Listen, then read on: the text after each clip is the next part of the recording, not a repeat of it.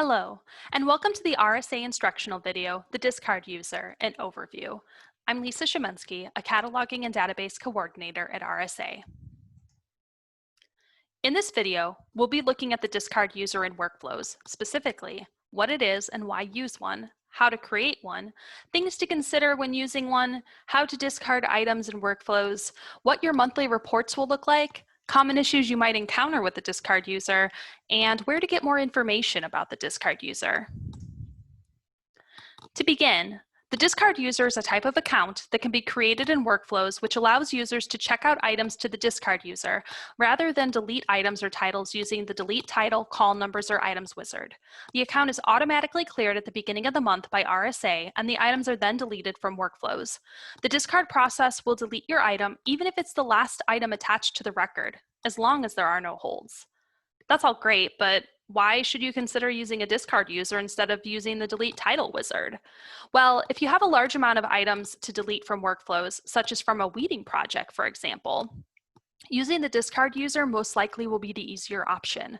There's a bug that exists with the delete title wizard where it can randomly, often when attempting to delete multiple items, freeze and lock users out for the remainder of the day.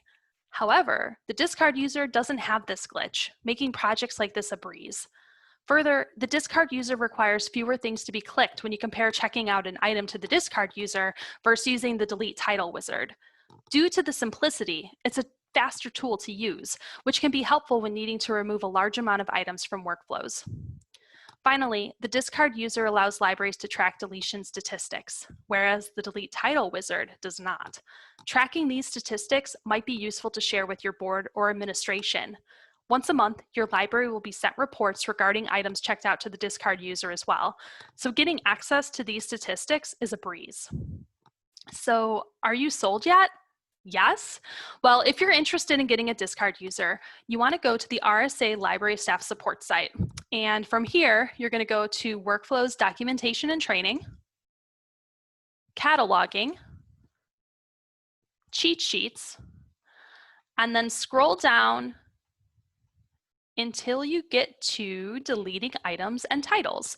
And then from here, you want to click Procedure for the Workflows Discard User and open up the PDF.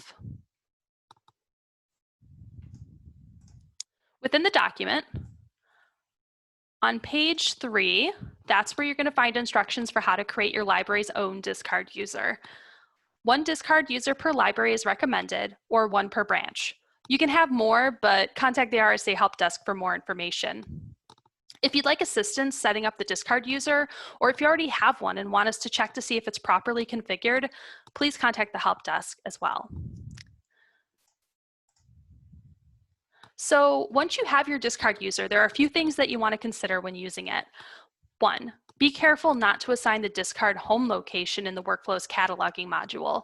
The discard process relies on a user ID, not a home location, to ensure items are properly tracked via reports and deleted from the database.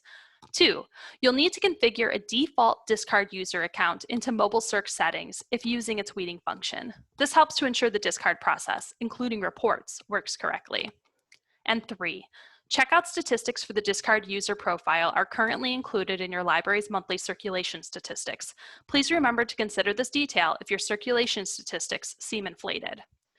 So once you're ready to discard some items, you're going to log into workflows using your library's Circ login, your individual cataloging account, or your tech login if you don't have an individual cataloging account yet. So once in workflows, open up the circulation module and go to the checkout wizard. Enter your discard user's ID into the user ID field. And then in the item field, you're either going to want to type in or scan the item ID of the item that you wish to discard. So once it's been checked out to the discard user, you'll see it under a list of checkouts. Be careful to enter in only items from your library. While items from other libraries will not be deleted during the discard process, making this error will end with RSA contacting you and some extra work in your future. Also, do not check out lost items to the discard user until you've manually created a bill and added a bill note to the associated patrons record. If that isn't done first, the bill information will be cleared because workflows will assume that the item has been returned.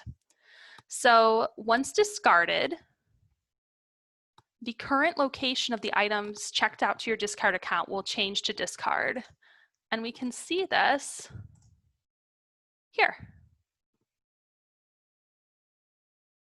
Okay, so just to prove how easy and quick and fast this is, I have a couple more item IDs of items that I want to discard.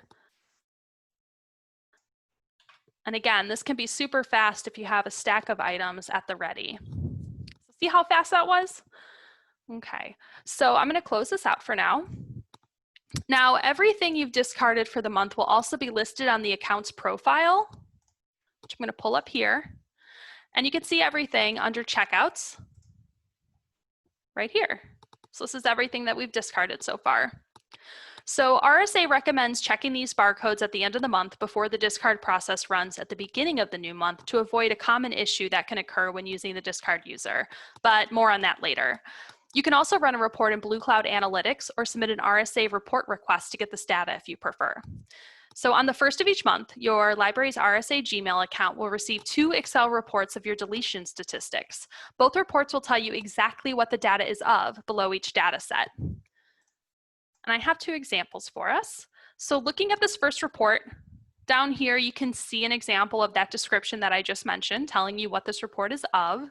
So this first report will have 2 tabs down at the bottom here, and each one is full of information. So this first tab lists an overview of all of the items your library has checked out to the discard user, with a breakdown by item type and item category too. The second tab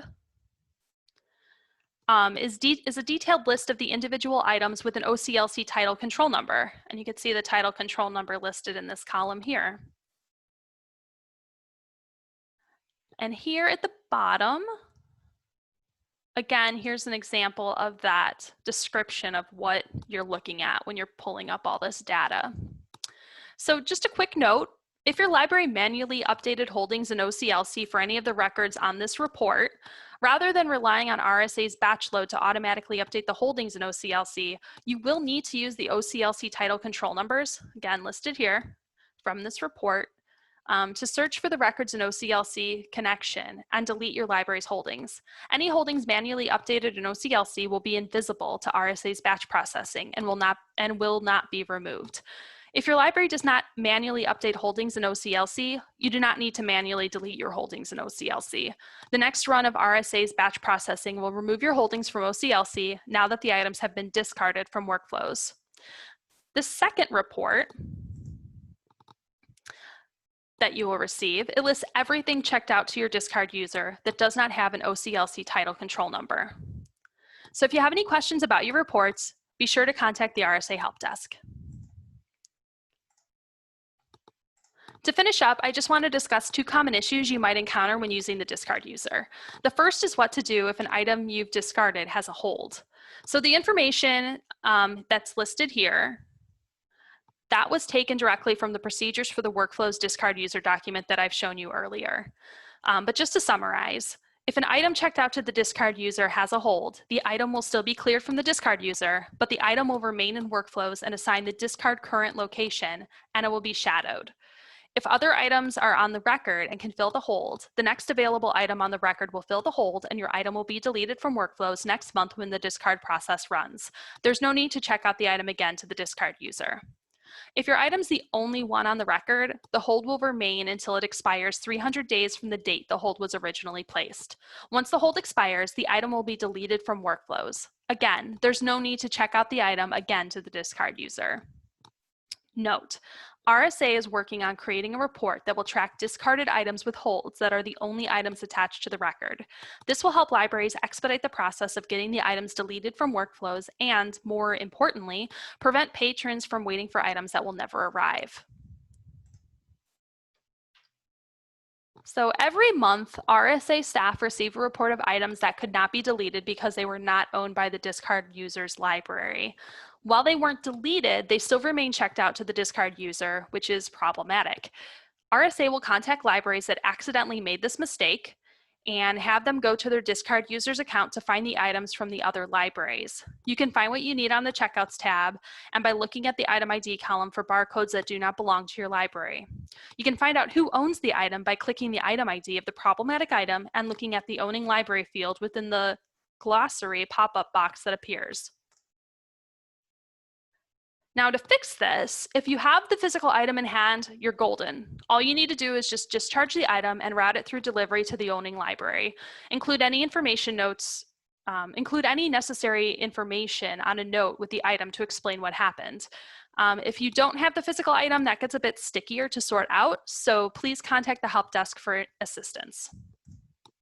So thank you for watching the RSA informational video, the discard user and overview.